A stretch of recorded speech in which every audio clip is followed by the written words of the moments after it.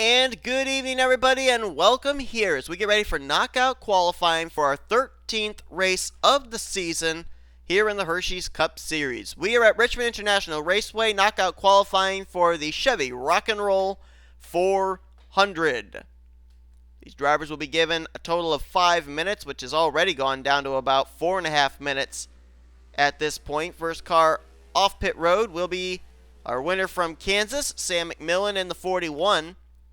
And if you look at the right side of your screen, you'll notice that the points battle for getting into the top 35 in the standings is actually a lot closer than it has been last few weeks. These are the same 20 drivers that we've seen battle for 7 spots the last 3 or 4 weeks or so. And since that time, we've ended up having 3 of the drivers from knockout qualifying go to victory lane. McMillan at Kansas, Michaels at Pocono, and Michael Norman last week at Dover. Jessica Shelton right now 35th in points, only 4 points ahead of Chris Dowd, 30 points ahead of last week's winner Michael Norman. So both the 46 and the 3 would love to be able to make this week's race. Could give them an opportunity to get up into the top 35 in points. Is the fastest car on track already right now is the 20 of Cody Lamas. Let's see if we can get to him. Well, not certain where he is. He did turn the fastest lap. There he is. 21.818. We'll see them hitting 21.5s maybe tonight. That's about the fastest they'll go. Cody Lamas failed to make the race at Dover last week and just hit a 21.667 all by his lonesome. That's a fast Toyota Camry right there.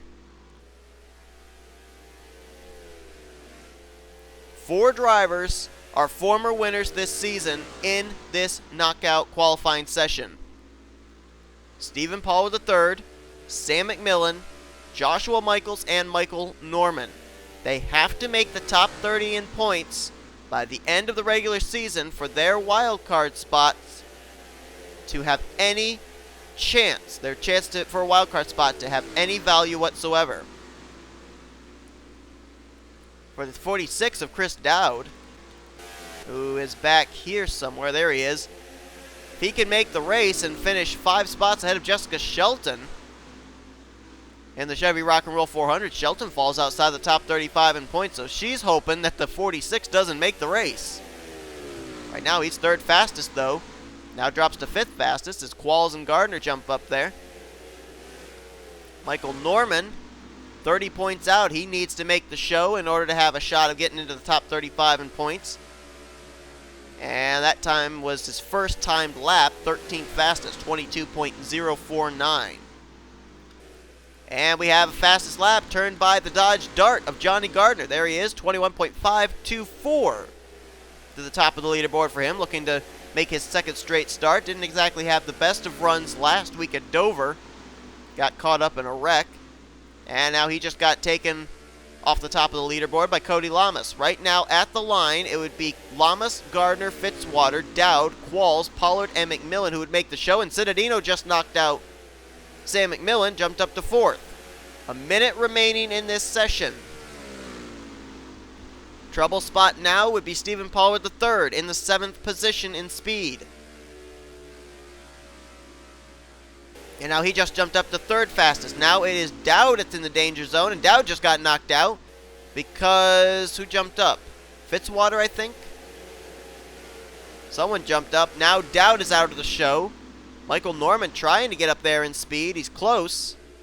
And he just jumped to 8th fastest. That's not good enough. Cole just jumped up to 6th fastest. So now Sam McMillan is out. Dowd is out. Norman is out. Fitzwater just jumped up to 3rd fastest, so it's Lamas, Gardner, Fitzwater, Qualls, Pollard, Cittadino, and Cole now is in the 7th spot in speeds.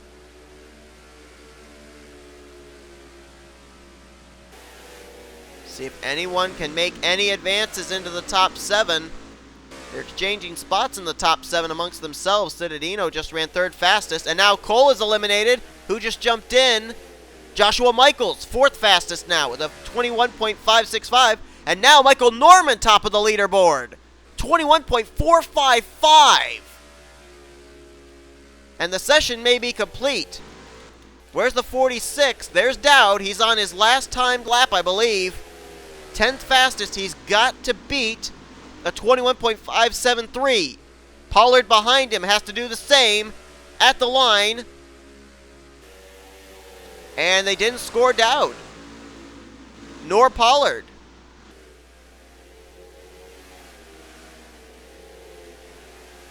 And I think the session has come to a close. And I believe it'll be Michael Norman, Johnny Gardner, Cody Lamas, Zachary Fitzwater, John Cittadino, James Qualls, and who is the last one? Joshua Michaels. That will transfer into the main event. Pollard came up 3/1,000ths short. Seth Cole's going to miss the race along with Chris Dowd, Sam McMillan, Sean Galligan, Kyle Matthews, Austin Gipe, Dallas McIntosh, Matt McIntyre, Zach Flickinger, Brandon Gonzalez, Joseph Srigley after his debut race last week. He won't make the show, and neither will Grayson Acevedo. So, that's our drivers that are going to transfer in. Our 7 drivers: Norman, Gardner, Lamas, Fitzwater, Cittadino, Michaels, Qualls. Only 2 of them former winners this season. Pollard and McMillan failed to make the show. So, let's head now for our main event in the Chevy Rock and Roll 400 here tonight at Richmond. And good evening, everybody, and welcome here to our 13th race of the season, the first season of the NNSCRA Hersheys Cup Series, and the last race of the first half of the regular season. Next week, we're going all-star racing at Charlotte, and these drivers have one more points-paying opportunity to be able to race their way into a guaranteed spot in the main event all-star race event. We'll, of course, have the opportunity with the open race as well as the fan vote. All that stuff will take place next week, but tonight, a win is the only guarantee for another driver to enter into the field of drivers already locked into this season's all-star race. We're getting ready for 40 laps of racing in the Chevy Rock and Roll 400, and Noah Cars lines up on the pole position. Noah Cars trying to become the second 2-time winner this season, second only to Joshua Circuli, as Noah Cars won earlier on this season at Martinsville, and he'll line up alongside of Blaine Keys, who is still trying to find victory lane for the first time this season. Blaine Keys actually has been pretty quiet this entire season. We really haven't talked much about the 48. He's got a good starting spot for tonight's event. Let's go through your top 10 here, as we usually do. Third place is going to be Joshua Lee in the 5 car. Lee still top 10 in points, 9th in the standings coming into this race, but still looking for that first win. Cooper Zyron will line up alongside of him in the 4th position. Row 5 is going to contain the 83 of Emmanuel Hartnett, and alongside of him is going to be Johnny Gardner in the 12, who had to make it in via knockout qualifying. Rocco Twyman certainly trying to get his season turned back around. He's fallen outside the top 10 in points, and he was one of the most consistent drivers to start the season off.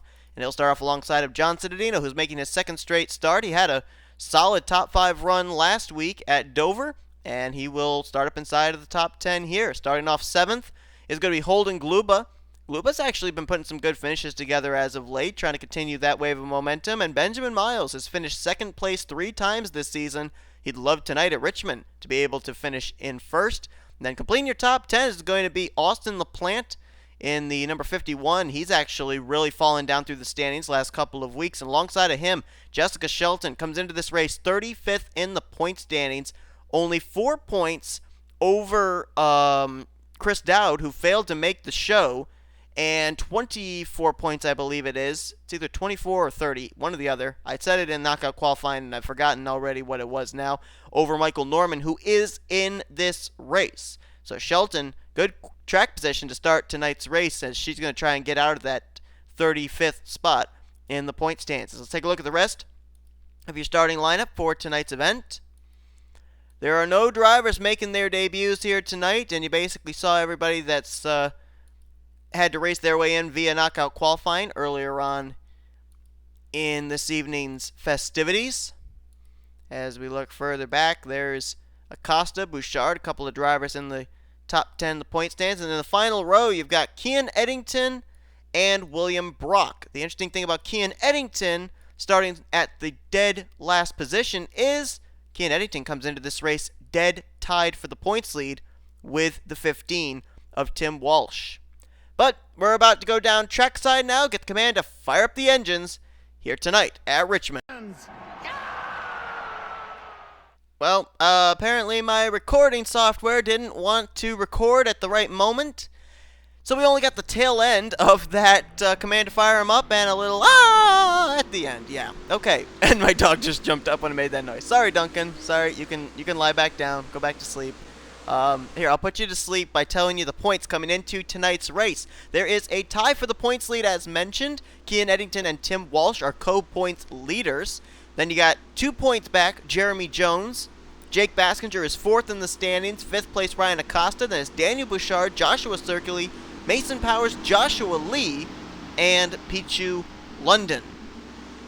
We'll document the drivers as far as wildcard positions in just a moment. As the brand new Hersheys Cup Series pace car, if you didn't see it there it is, heading for pit road. And we're ready to go racing for 40 laps here tonight in the Chevy Rock and Roll 400 at Richmond.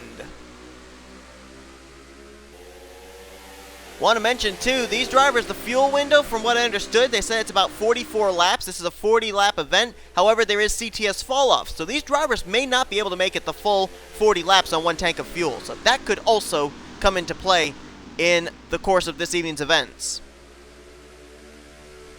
As Noah Cars will cross the line, and he will lead the first lap of the evening. The field getting spread out here very early on. And I think we could be under caution.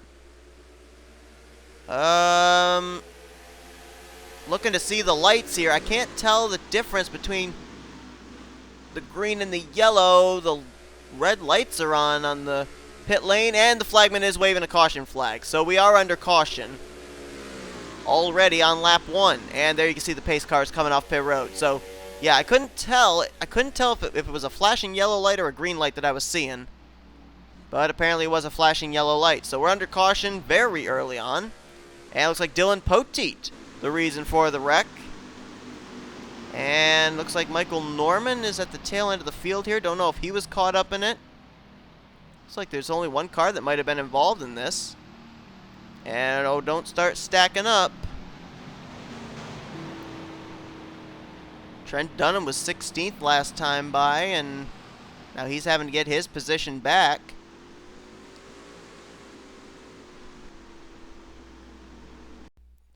Well, I'm not exactly sure what these drivers were doing here off of 4. Qualls has to bail out of the throttle there, left side of your screen.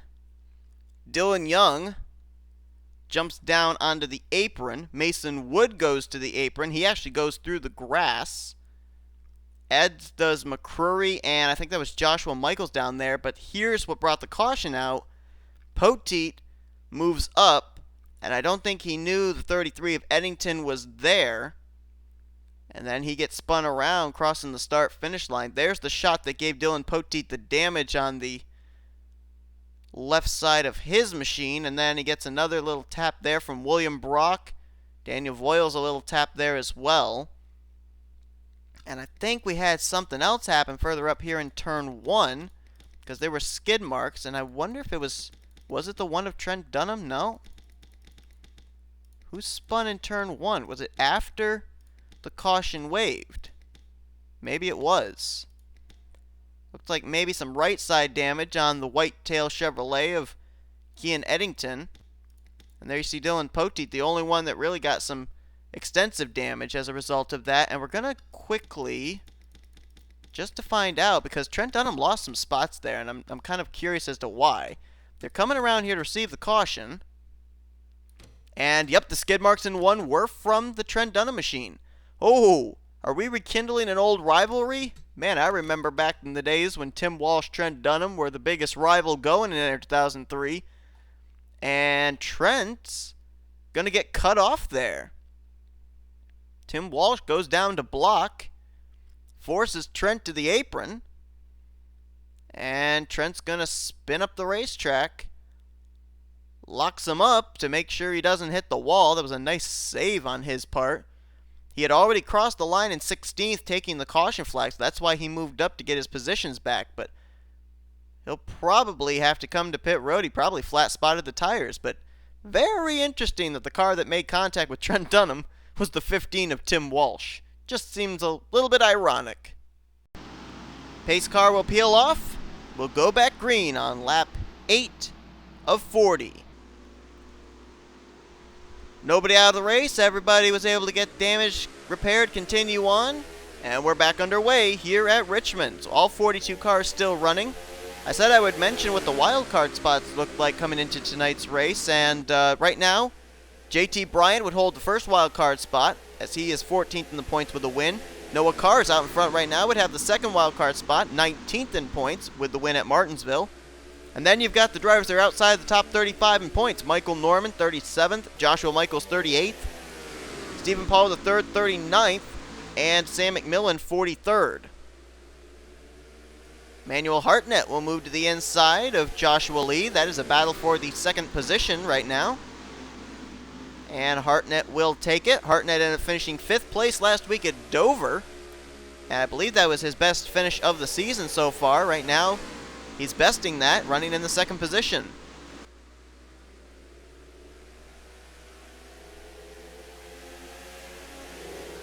Let's see if Kian Eddington is off the pace after the contact he and Dylan Pote made. Apparently not. Actually, I think some drivers just hit pit lane.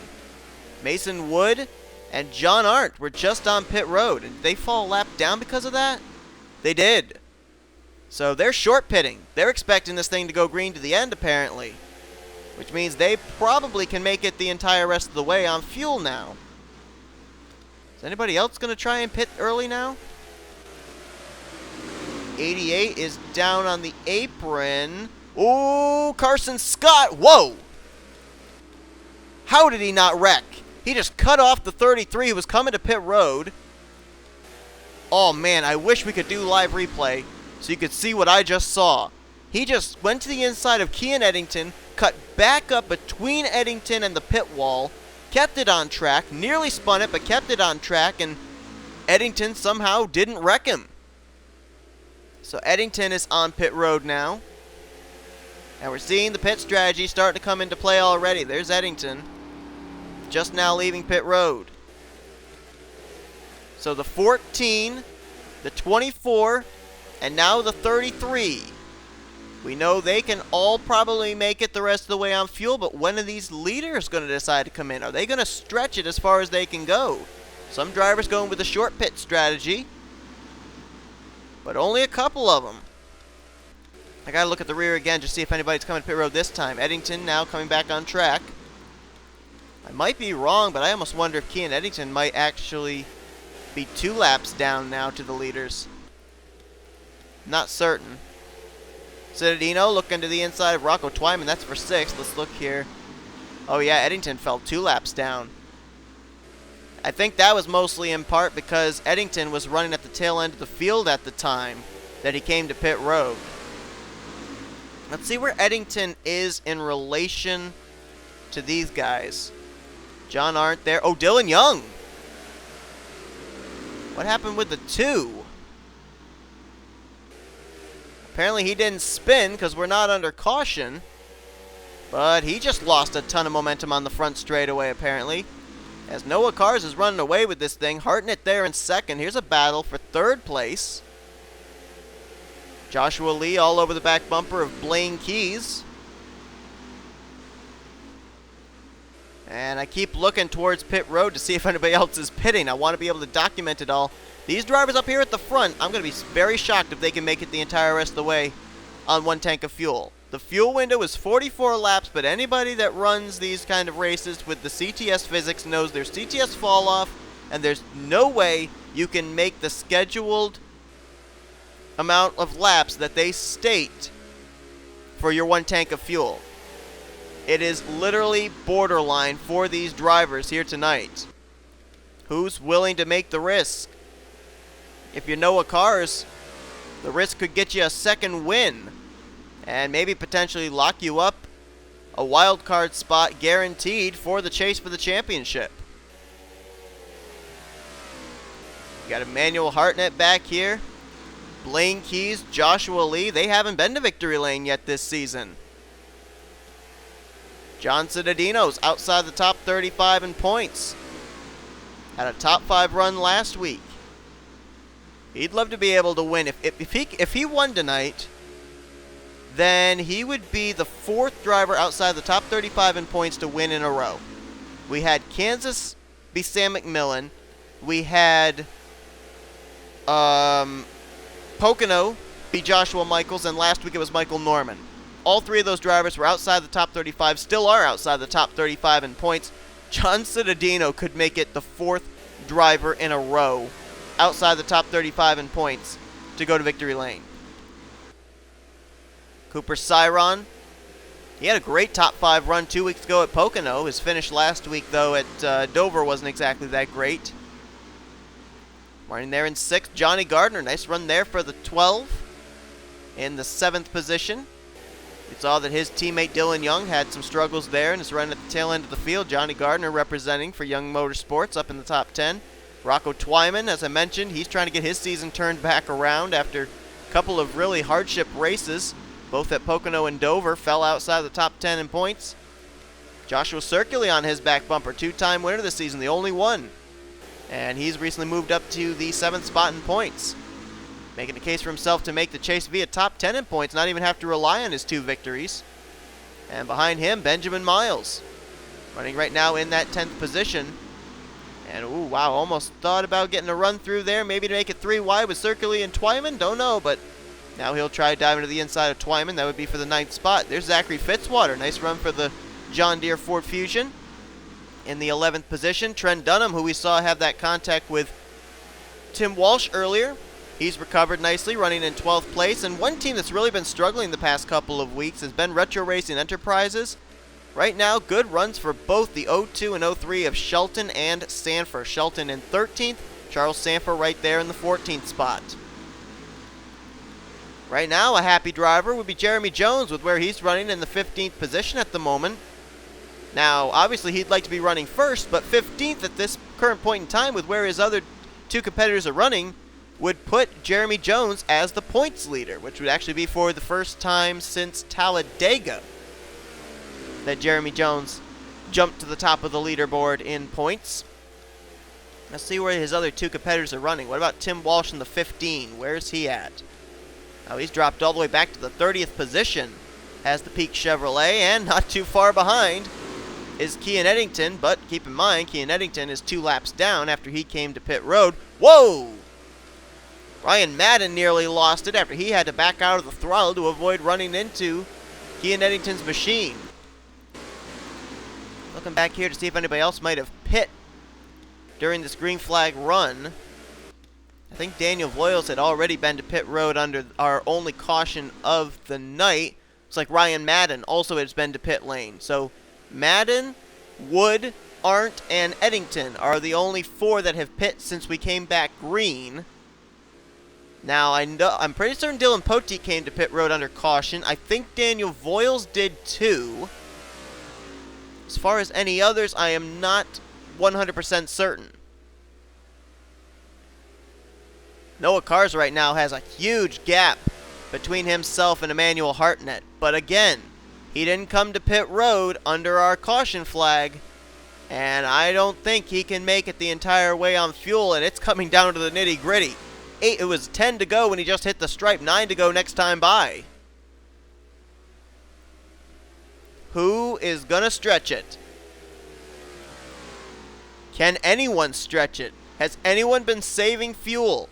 This could come down to a last-ditch resort for somebody, and could result in them putting their name in the forefront for a wild card spot in the chase for the championship. Noah Cars has got almost a 2-second lead between himself and Emmanuel Hartnett. So with it growing, it doesn't seem like the 42 is saving any fuel. That time, he grew it by about another 1/10 of a second between himself and the 83. Meanwhile, we got a battle for the 3rd spot. John Cittadino's been fighting his way to the front. Got by Cooper Cyron for 6th, passed Johnny Gardner for 5th, took 4th place away from Joshua Lee, and now moves by Blaine Keys for the 3rd position. That 72 car might be the strongest car on track right now. Be interesting to see if he could run down Noah Cars if given the chance. His next victim would be the 83 of Hartnett. 6 laps to go here at Richmond as cars hits the stripe.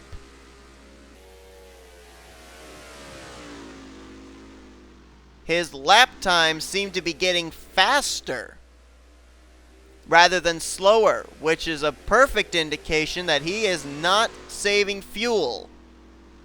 Makes me wonder if he's just going to try and run the thing bone dry.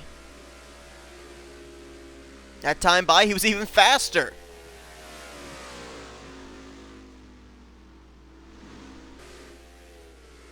And he opened his gap even more between himself and the 83. That battle actually is heating up for the second spot. John Cittadino reeling in Emmanuel Hartnett for the second position. Laps ticking away. Fuel dripping away. How much is left in the tank of the Seattle Seahawks Chevrolet? He won Martinsville. Richmond is not exactly a short track, but it can have short track type racing. And Noah Cars is trying to pick up his second win of the season, which would then put him in a battle with Joshua Circuli if the two of them were to be outside the top 10 in points for the wild card positions. And Noah Cars is pitting. This is with 2 to go. Cittadino is in. Lee is in. Did anyone stay out? Benjamin Miles is risking it. Miles is going for it. This is with 2 laps to go. Several other drivers just coming off pit road, including Gardner, Blaine Keys. There's the 83 of Hartnett. He just made his pit stop apparently a lap before. Will Benjamin Miles stretch it one more lap? He's coming in. Baskinger's staying out. Baskinger's going to try and make it. Baskinger went to victory lane earlier on this season at Rockingham, UK. He's trying to stretch it here for this victory. JT Bryant right behind him. That's a former winner at Las Vegas.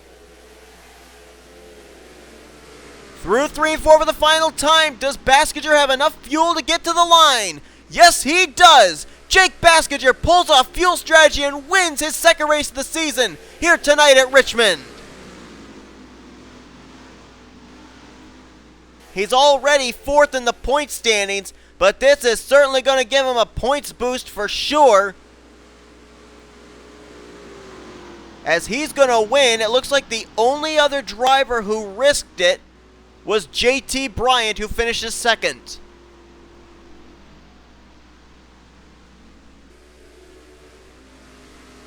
And I believe the 95 is out of fuel.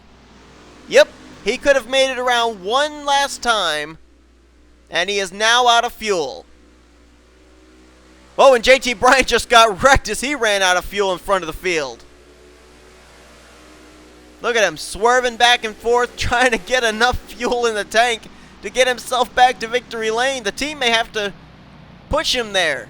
He may need a tow truck to push him to pit road and then his team to be able to push him to victory lane, but I don't think he's going to care. Jake Baskinger made it the full distance on 1 tank of fuel, as did JT Bryant and maybe Daniel Bouchard. I don't know if that 4-car stretched it or not. Race standings are official. Baskinger wins, Bryant in second. JT Bryant was 14th in points coming to tonight's race in the first wildcard spot. Great run for him. How about Daniel Bouchard there in third? Came in 6th in points. Benjamin Miles almost was able to stretch it, but apparently they didn't want to risk it. He was 1 lap short. He'll get 4th. Where in the world did Anthony McCurry come from? He finishes 5th place here tonight. Pichu London, another driver that we didn't even see up at the front at all, and he comes from out of nowhere to finish 6th. Noah Cars, obviously the dominant car of the evening. Fuel befalls him to a 7th place finish. Emmanuel Hartnett 8th. Johnny Gardner 9th, and Blaine Keys will finish the night out in the 10th position. As you look further down at the remainder of the finishers, boy, I don't know if Mason Wood, John Arndt, they might not have been able to actually make it the rest of the way even after they came to pit road that one time. They finished 2 laps down along with Eddington, Poteet, and Joshua Michaels. So here's my big question. Jeremy Jones finished the 21st position. Tim Walsh finished the race in 32nd, Kean Eddington in 40th. Now, I would normally say that based on what it looks like, it would be Jeremy Jones taking the points lead, but the fact that Jake Baskinger won and came in 4th in the point standings, he could very well be the points leader heading into our second half of the regular season. So we'll see if that's going to be the case. Jake Baskinger joins Joshua Circuli as a 2-time winner this season in the Hersheys Cup Series as he wins here tonight at Richmond in the Chevy Rock and Roll 400. Hopefully everybody enjoyed this race. If you did, be sure to give this video a like, subscribe, and become part of the crew today. Show you once again the full finish results from this evening's race. 1 caution flag.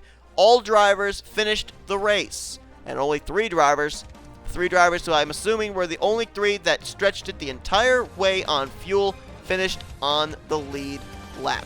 But we'll see you guys next week. We are going non-points racing for the All-Star race at Charlotte before we start off our second half of the regular season, the chase for the championship. Congratulations once again to Jake Baskinger on the victory. We will see you guys next week as you've been watching a production of the NNSCRA Offline Racing at its best.